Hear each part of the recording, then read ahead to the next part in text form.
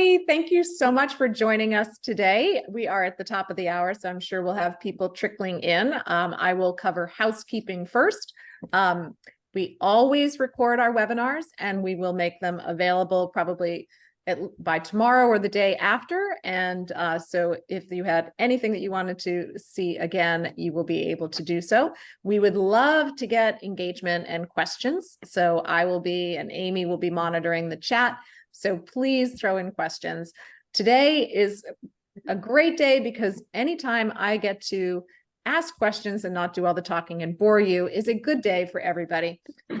Today, I am thrilled to have one of our best customers and a super top advisor from LPL, Kim Chorney. She'll give her own introduction in just a second, but I also want to introduce Amy Galley, who is on the FMG team. She's the Vice President of Product Marketing, and she will assist us in towards the end of the presentation where we'll show you some slides with screenshots of real examples of things that Kim is talking about. So the format will be more of a fireside chat, just a conversation with Kim, and then we will show images or screenshots of some of the examples. So with that, Kim, I would love it if you would just tell everybody a little bit about your business. And if you want to segue from that to sort of, how you've viewed marketing through, from the beginning when you were just starting the business until now, like how it's evolved. Perfect. Yeah, absolutely. Thank you for having me. I am really excited to kind of share some of our marketing experience, the ups and the downs, and maybe give some hope because there really is a light at the end of the tunnel for people that have been trying to do this and had some bumps in the road along the way. So my name is Kim Chorney. I am a financial advisor with LPL. I've been with them 23 years. We're located in Madison, Connecticut. So we're just a small, independent community-based financial planning firm.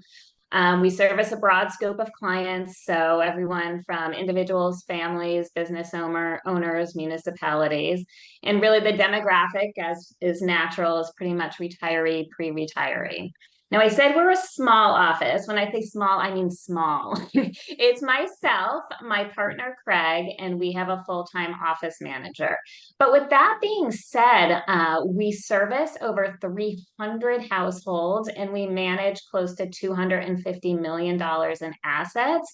So we have to be super thoughtful about our technology and our resources to be able to do that.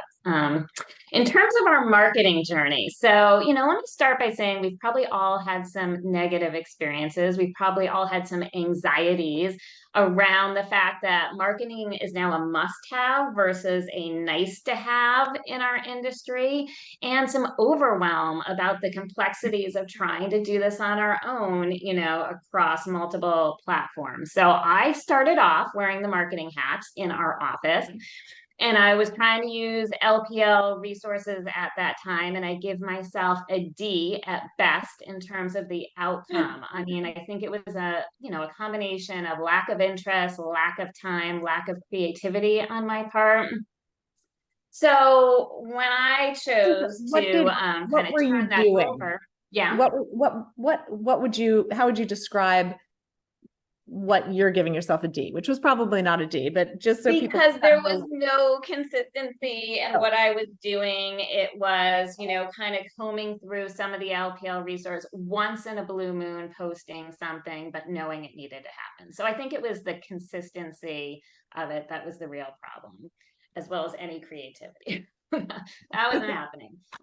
So then luckily LPL came out with what, through their business solutions, a virtual marketing role. And so we're like, this is it. This is the answer. But we never, while we jumped on board and we were early adapters, we never felt that the content or the service or the strategies warranted the cost for what we saw. And so then we went and we decided, okay, we're going to do this in-house. So we hired a part-time marketing consultant. She worked maybe anywhere between 2 and 5 hours a week. And we're like, this is it. It's going to be personalized and tailored to our office. but it never felt consistent enough. It never felt kind of creative enough. It never felt timely enough for what we really wanted to do. And I will say, she was spending a lot of time combing through LPL resources. And at that time, we were with FMG and we were, had access to all the content on our own, but it's still a lot when you have to put together a marketing plan yourself. So then in May of 2022, I jumped on a webinar with Susan, and she was telling me something that I probably already knew, which was that there was a direct correlation between frequency of communication and retention of clients, especially during volatile markets. And it really resonated based on what we were going through at the time in the market. And then you talked about all the capabilities that FMG offered. And as I said, we were already on board, but we were probably using a quarter of what you were talking about. And so that's when we realized, okay, within a month, we had moved over to Do It For Me, and we had reallocated the monies that we were spending on our part-time marketing consultant to this subscription. And it's been amazing. So could not be happier. So for those that aren't, not everybody is probably familiar with what we call the Do It For Me marketing program. How would you describe the Do It For Me marketing program, and what was, what was it that as you were going into it, you were really excited about? And then now that you're in it, we talk about whether that panned out and if there are any other things that you would suggest as recommendations to others as to why to consider it. Yeah, absolutely. So, I think being a small office, and all of us have the goal of working smarter, not harder, right? And so I want to spend my time doing things that I enjoy, that are my strengths, that bring in money, right? And marketing has never been, something that falls under the strengths or the enjoy category for anyone in our office. So I will say the Do It For Me really fills that role as our chief marketing officer for a small office, which is amazing. So, you manage our website, you manage our, compliance approved client communications, you put together our monthly calendar, you manage our social media, across multiple venues. And for us, that's really been invaluable because I was spending a lot of time even with my FMG resources, trying to put together my own calendar and put together my own posts and write my own content. So, and it just allows me to leverage my time doing what I should be doing, meeting with clients. And I will say, when I do have time that I want to allocate to marketing, I'm doing the fun and engaging stuff. I am, putting together some personal posts. I'm tweaking what you already have out there, minor changes, or I'm, jumping on LinkedIn and making connections that way. So it's just kind of changed how I view marketing and how I enjoy marketing because I'm doing what I like. Oh, Susan, you went on mute there. I did because the dog barked.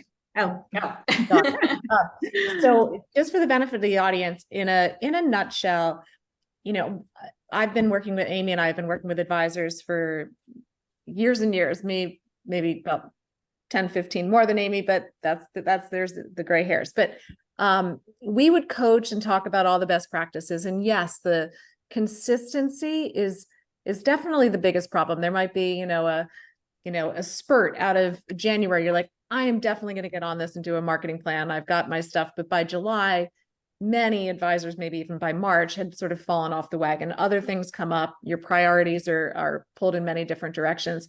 And also, it really has become a content game across all the different channels, which is exhausting. Who has time to write a lot of content? And so we came up with the idea to do, instead of just coaching and telling you to do it yourself, we came up with a program called Do It For Me. Because at the end of the day, most advisors would say, that's really great advice, but I really just wish you'd do it for me. So what we do is we write a content calendar for every month, and it's 2 to 3 blogs. We version those blogs into emails one for centers of influence, one for prospects, and one for clients, just slightly nuanced so that it's written really for that audience, version it into social posts. And then we write an additional 8 to 10 social posts that are really on the financial topics, and then another 8 to 10 that are more lifestyle, human interest, and great for customization. We then have marketing tips. We have partnered with Y Charts to include Y Charts content in our posts and emails. We have a partnership with Proudmouth, so now we turn our blogs into a podcast script. And every Do It For Me customer is paired with a marketing specialist who sends the calendar to them monthly, 2 weeks before the month starts, so September 15th for October, and reviews the calendar with them. And every customer, every advisor is able to opt in or out, as well as customize any of that content. And then the specialist executes it. And quarterly, they also will help put on a webinar or event. So that's the program in a nutshell. And I think I will echo what Kim's saying, that one of the, I guess, the two biggest benefits that we continue to hear, maybe three: saves me time, maintains consistency, and the content's pretty, so far so good. And we are just an open book for ideas. Why don't you talk a little bit about the content? How would you describe it compared to what most people perceive as content at a, marketing vendor kind of content? Sort of has a bad rap. Is it really different? How is it different? Oh my God, I'm like chomping at the bit here. I'm like, yes, I need to talk about the content because it really is different, Susan. At least from what I've heard in terms of feedback from our client. What I love about the content is that it's super thoughtful, and it's thoughtful in the way that you put that calendar together. It's really engaging. It's really relatable to my clients. And as you said, the key is that it's timely. And so it really truly has helped us help our clients, through some of these difficult markets. And, in terms of what I like is some of the exclusive content that you get also when you're part of the Do It For Me program, written by you and Sam and your team. And it is clear that the focus is on putting a piece out that is super client friendly. So it's fun, it's high level, it's informative. There's not a lot of jargon with this communication. And I'll share a quick story just to kind of back that up. So I was meeting with a client last year, a client review. And he said at the end of the meeting, he's like, I really appreciate the emails that you're sending out. Really? He's like, I understand them, and they give me some comfort that we will get through this, right? And so then in the next breath, he said, yeah, my Ameriprise rep. And I went, okay, news to me that you have two reps, but all right. My Ameriprise rep sends me out content and I can't understand a word, that they're saying. So I'm just saying that's a real life example of someone that said to me, they appreciate it. And because we appreciate it, that they appreciate it for sure. We have a Slack channel I will share in the company, and it's called Do It For Me Wins. And it's our favorite channel because almost every day our specialists are posting just comments from our customers. And I think the most common is, I keep getting amazing feedback from my customers who I never used to hear from when I sent something out. And one of the advisors yesterday said, it was something like, I had, a handful of customers I haven't heard from in ages email me back about an email that was on the September effect, which was really popular. And just said, thank you so much. This is so interesting. I trust you. I don't even think about my accounts, but it was just great to get this information. And then the advisor's like, I guess I'm going to have to start reading these myself. It's like he's just sort of backed out and just trusts. So I got a question, and this is, people always want to know, does it work? Is there an ROI? And you may or may not, answer this honestly. Have you gotten more assets or any new customers as a result of this program? And how do you think of this program in terms of an ROI? Yeah. So we really went in thinking this is an investment in our business. This is an investment in our clients. And it really has been, Susan, an integral part of how we've been able to retain and service clients over the last 18 months. And it has helped us grow our business. We have had, a significant increase in our referrals and new clients over the last 12 months.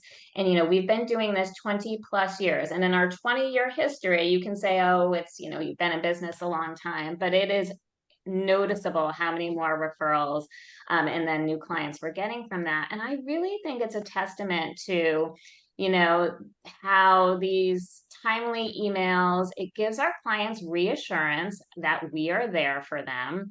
And it puts some of these headline news that's confusing in proper perspective, and it gives them some peace of mind. So when this client goes and talks to clients and friends and neighbors about their positive experience and feeling connected to their advisor, not everyone out there is having that same experience. So I really do think it has been a great return on our investment being a part of the program. I definitely can count, the number of new clients. And then one of the things I think we're going to talk about too is, just the engagement in terms of open rates with the clients. Oh yeah, totally.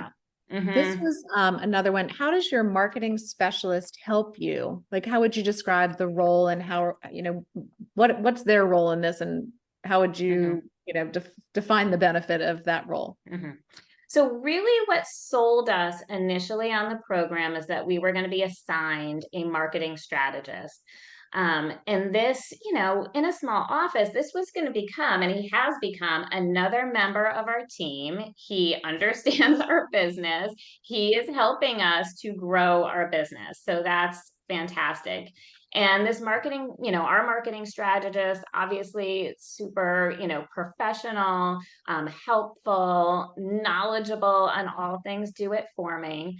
And we meet once a month after the calendar comes out, and he will go through every single post with me, right? And say, oh, this would be a really good one to customize. This might be a great one to get some client engagement on. He knows your business. He knows Yes. knows your voice. Okay. So he's kind of Yes. providing So an overlay of, I've looked at the calendar and here's what I think works for you and how you could change it. yeah. And so those suggested posts, which you were, made mention of before. So there's the standard post and you can opt in and out of whatever you want. But then there are these great suggested posts. And so that's where you can really kind of relate more to your client base as to what they would be interested in. And so he helps us to kind of dig through those, or maybe he's seen others, or he's talking to other reps, just general best practices. But the other really nice thing that happens in those monthly meetings is that we go through the analytics. All right. So proof is in the pudding, right? He is showing me that, our open rates on our emails have doubled since we've started this. We're at like a 50% open rate on our emails, which is, I'm sure, well above industry average. And we're really happy with that. And that's content too driven. Totally. That's, Yeah. I was going to ask, so today, I think the Fed meets today, right?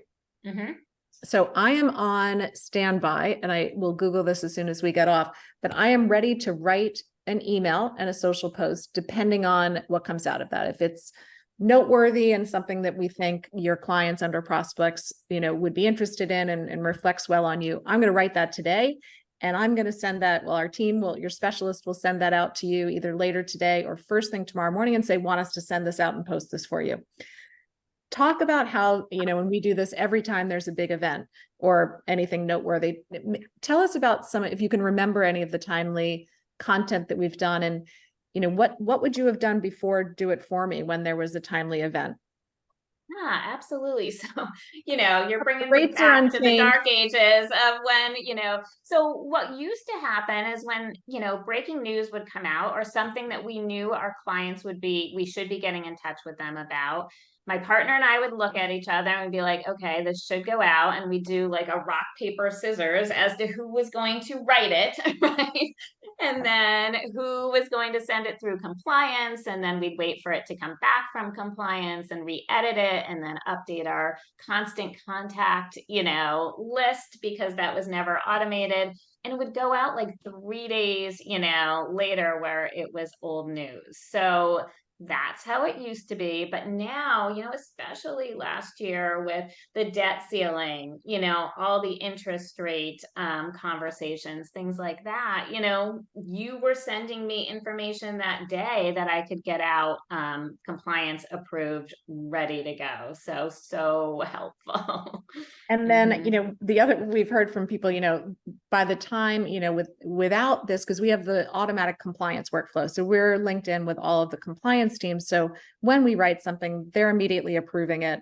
And we write, I'm a 24, we have another 24 that proves things. So it's ready to go when you hit send. And I think I've heard from others that by the time they got around to writing it, then they submitted it to compliance, got approval. Like it was way past the time that it would make sense to send. What about recently we've added, and we're just continuing to enhance the program. There's something called social assists. Want to describe what those are and what's your reaction to those? I'm curious because it's really been something we've introduced in the last month or two, I think. Yep. So the marketing calendar comes out and it has all the social posts on it. But now it is nice that on a weekly basis, it might even come out more than once a week, once or twice a week. We're getting, emails that say, oh, here are 2 other super timely topics that you might want to include as a one-off social post.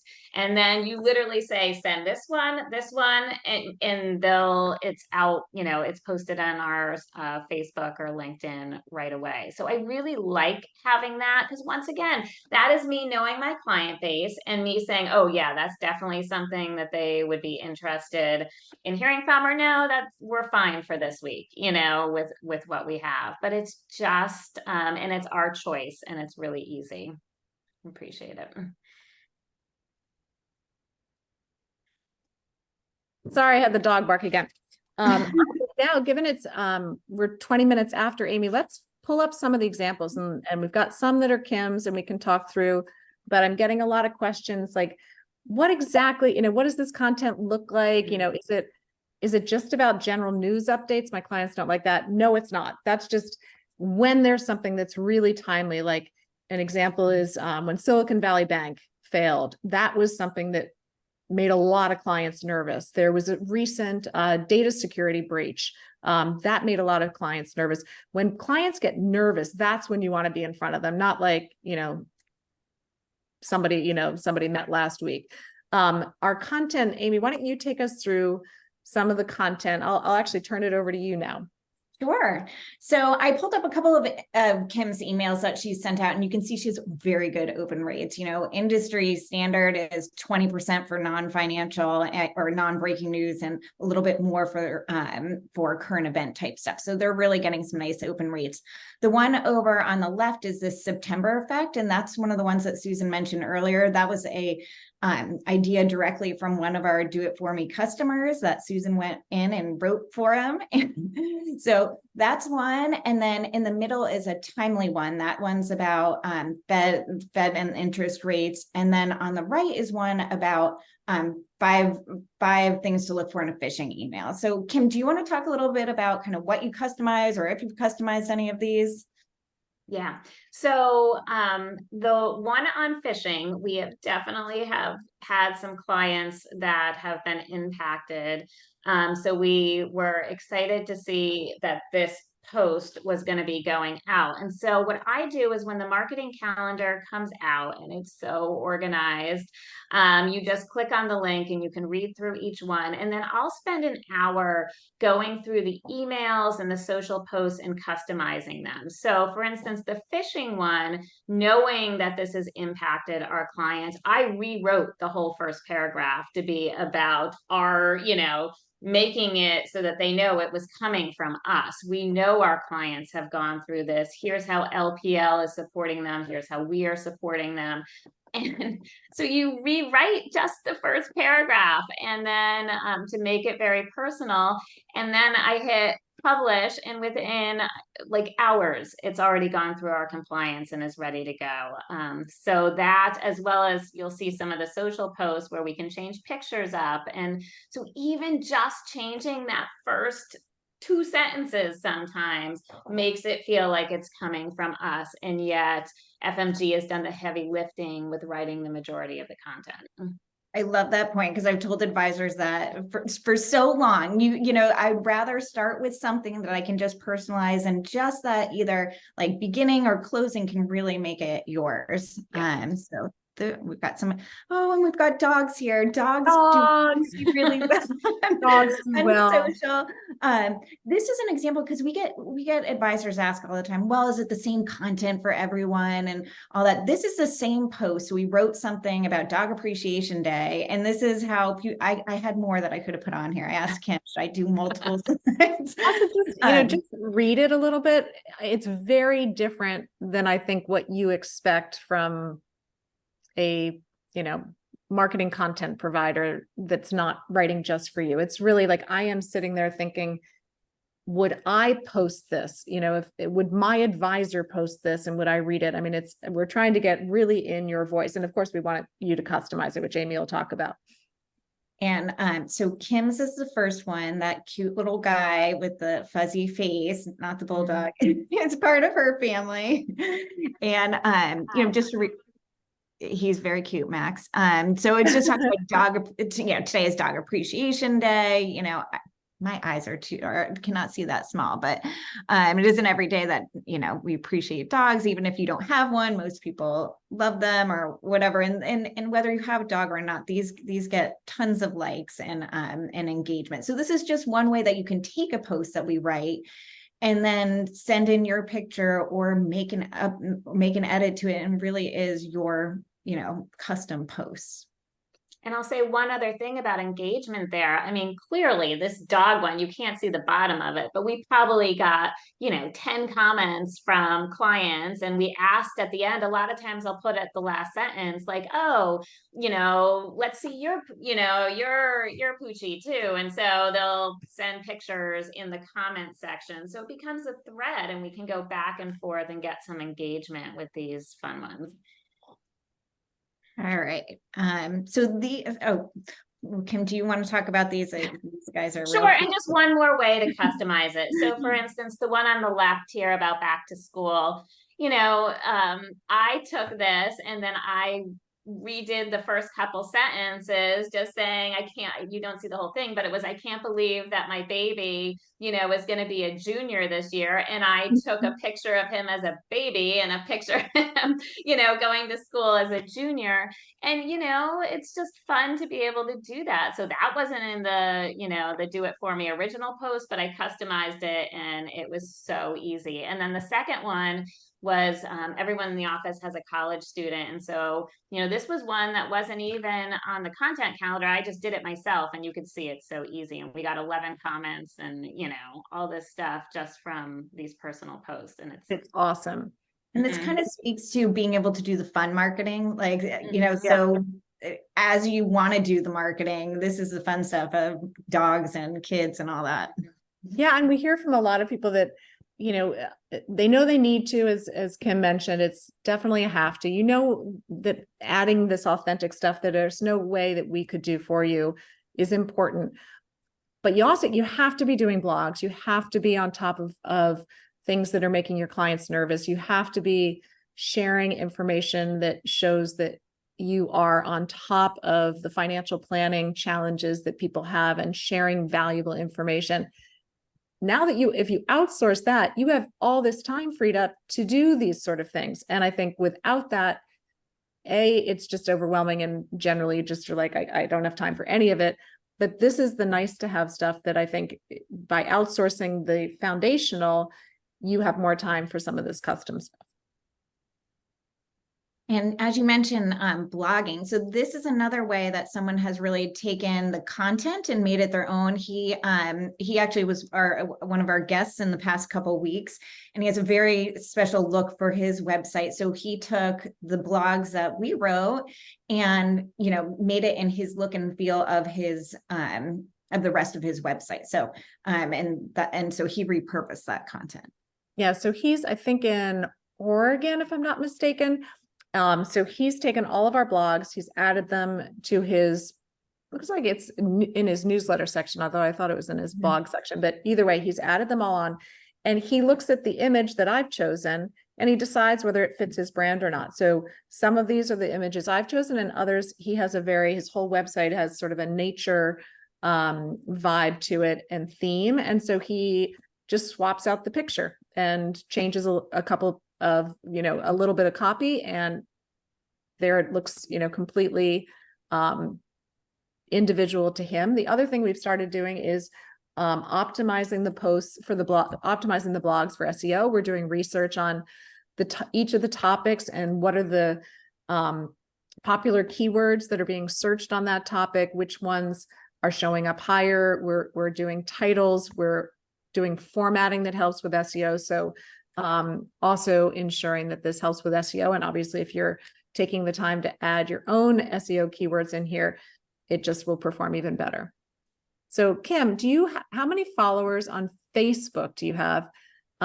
We might also, I mean, we are writing a lot of content for LinkedIn.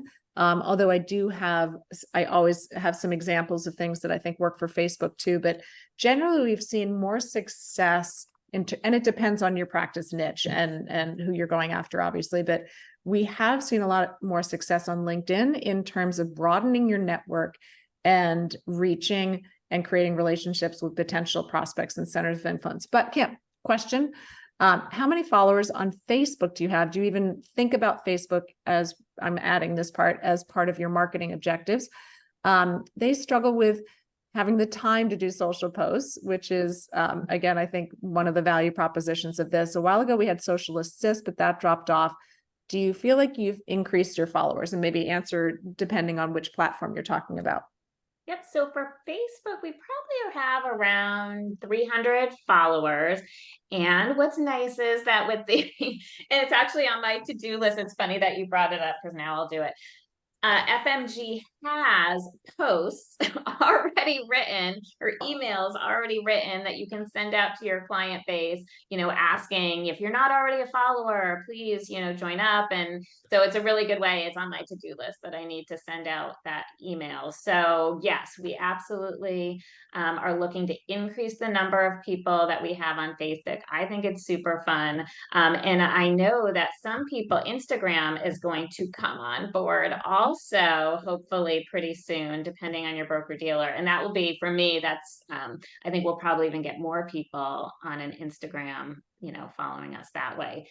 And then LinkedIn, I will say, you know, one of the marketing tips, and I think we'll talk about this, that comes out on the calendar was just re-engaging on with LinkedIn. And so I went in and I told Will, our marketing strategist, totally helped me, you know, gave me tips for redoing my profile in LinkedIn. And now I've become more active with commenting on other people's posts, making connections, people commenting on mine. So that's becoming more of a viable kind of social media platform for us as well.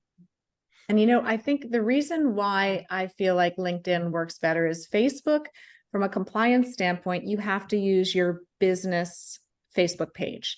And in LinkedIn, you can use your personal LinkedIn and your business.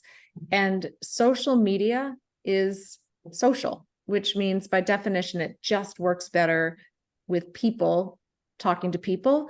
So I feel strongly that you're going to see more success leveraging your personal LinkedIn page than either of your business pages. And a lot of what we suggest is post on personal and then share that on your business page. And you'll see a lot, I think you'll see a lot more engagement, and people want to connect with people. So you're going to broaden your network far better with your personal LinkedIn page, is just my 2 cents. Kim, do you have any thoughts on that, or Amy? No, I would absolutely agree with that. So I would rather, like with Facebook, I use my main page more than the business. I'm not for posting business stuff, but I'm just saying I'm more tuned into that than linking onto the business page. So Cool. And that's such an important point about social media and being social, you know, Yeah. and really talking like you talk. I absolutely love this. We had done, Kim's firm, they do a really creative events, and we had done a post on pickleball, because Susan, aren't you into pickleball? I love pickleball. You love Who pickleball. else? I'm going to Okay. just type to everyone who likes pickleball. Yeah. Mhm. So she wrote a post on pickleball, and Kim was like, well, that's super fun. And so she created an event out of it. So you can see she used her event builder there and created a landing page for pickleball happy hour, and then utilized an email from there to promote it, and worked with her specialist to get that event going. So I thought that was super creative. Have you had your event yet? No, it's coming up, but I'm really excited. So that email and I just want to say one thing about this email. So this was Friday night at 4 o'clock. I'm like, gosh, we should gauge interest from our clients before we just start sending invites. So I jumped on FMG just using my email template. I found a cute picture of a pickleball, right? And then I wrote this up at 4 o'clock on a Friday. I published it. It had to go through compliance, which is so easy with FMG. By 5 o'clock, this had been approved and was going out to clients. So that's how easy it is to get stuff through compliance. And I didn't have to go to my LPL compliance tool and enter it all that way. It's all done through the FMG site. So it worked out great. And we got a ton of people who wrote back that they're interested. So That's awesome. And when is the yeah. event? Where or when? When? It's coming up either end of September, beginning of October, and we're going to do a clinic and then a happy hour afterwards. And you said something about talk about it. We got a question, do we take feedback from advisors and suggestions? I would say 90% of what I'm writing is a suggestion from an advisor. Every month, I record a video that explains the strategy behind the choices that we've made in terms of the content that we're writing. I point out customization opportunities. I provide a marketing tip. I share new things that we've added to the program. And I ask for feedback and recommend that you tell your marketing specialist if there's any topic that you want. We've had advisors ask for content to help them acquire other advisors. So I wrote 3 different emails, one, for M&A, one for somebody that, is looking for a succession plan, different tones on acquiring advisors. I've written emails on recruiting advisors. I've written emails that are to drip on small business owners. We've written emails that are just a prospect series, a new client onboarding series. So lots of things that are just continuing to fuel the engine that are recommended by advisors. But Kim just recommended that I write a survey that she could use in either November, December to ask clients what are their favorite events. So Kim, in the November calendar, I have just written a survey that you could use. So the content really varies. We just want to make advisors happy. So whatever comes to your mind, we can write it. And one of the things I love is those monthly marketing tips, because they're all different. Like I think you wrote one on some things that you can do to build your network on LinkedIn a couple months ago. And at holiday time last year, we talked about doing this event, the pie giveaway, where it's kind of like an open house, and they come and they give pies and they say hello to everyone in the office. And Kim actually did that one. How did that event go? It went great. So we used to give away or get some pies for our top clients, but this worked out perfect, being able to do it through FMG, through the event landing page, because everyone wrote back with what type of pie they wanted, and they were excited, and they stopped by the office, so we got to see them. And if someone couldn't come out, we were happy to drop it off to them. But this was something that our marketing strategist really helped me to put together, and it was really easy to get the information that we needed, and everyone appreciated it. We're going to do it again this year. It will be the 2nd annual pie giveaway. And I think what's cool is, a lot of advisors are like, oh, putting on an event seems like a lot of work. And,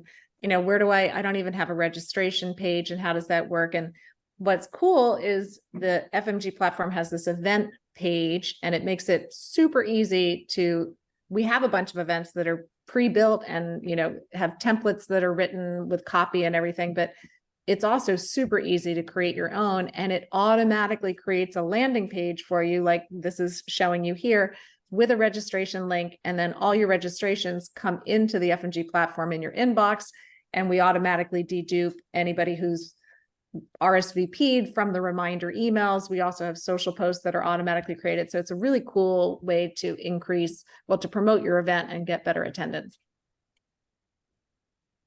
Definitely. And What about the sugar marketing tips, as I said, span to like vendors, like there was a sugar wish one. So we really think about like, what are the things that that you could be doing outside of your regular marketing to enhance what you're doing.